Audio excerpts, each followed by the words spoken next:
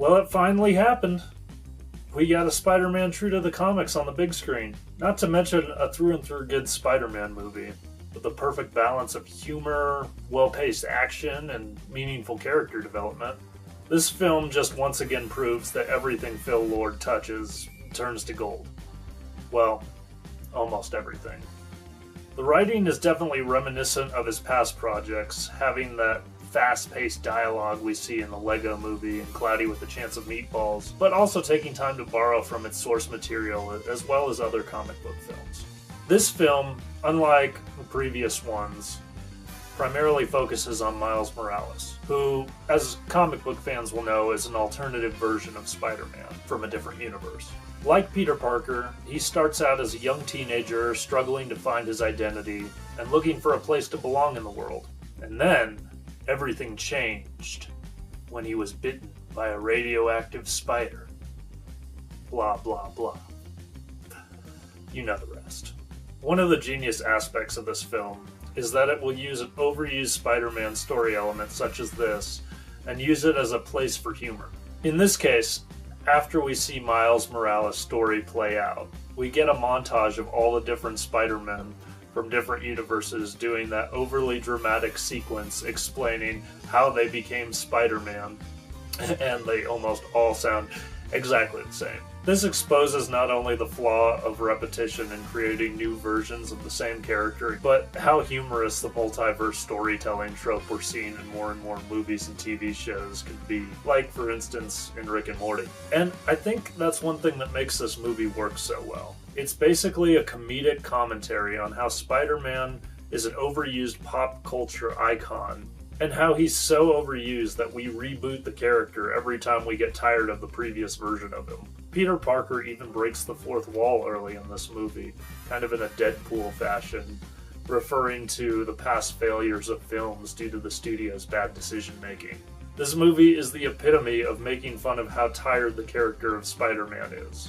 We're so used to the recurring Peter Parker superhero that we had to incorporate a cartoon pig version of him to stay fresh and interesting.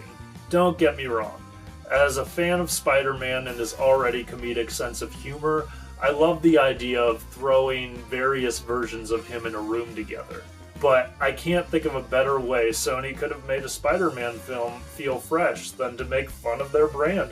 The studio obviously saw the success of Deadpool and wanted to do something similar. The casting was perfect.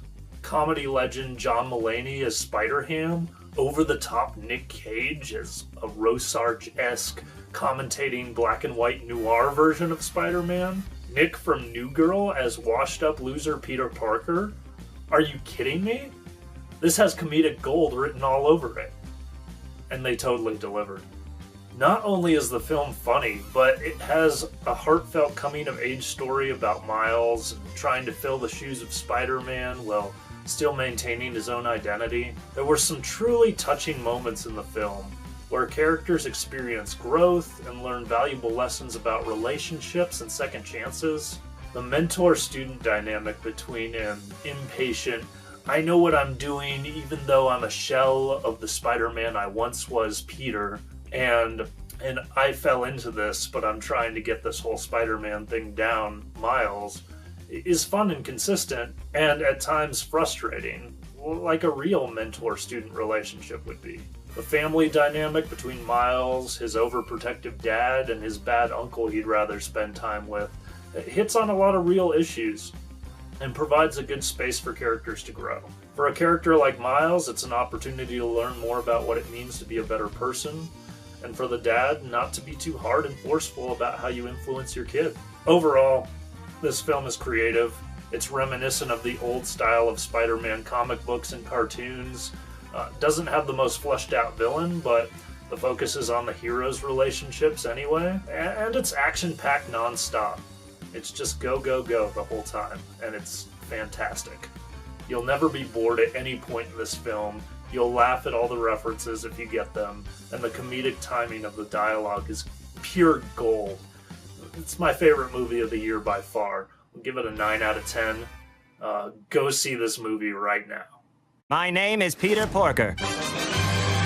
Spider-Ham, Spider-Ham, friendly neighborhood Spider-Ham, spins spins a web, that's the gig. Kinda weird cause he's a pig, look out. Here comes the Spider-Head. Blam!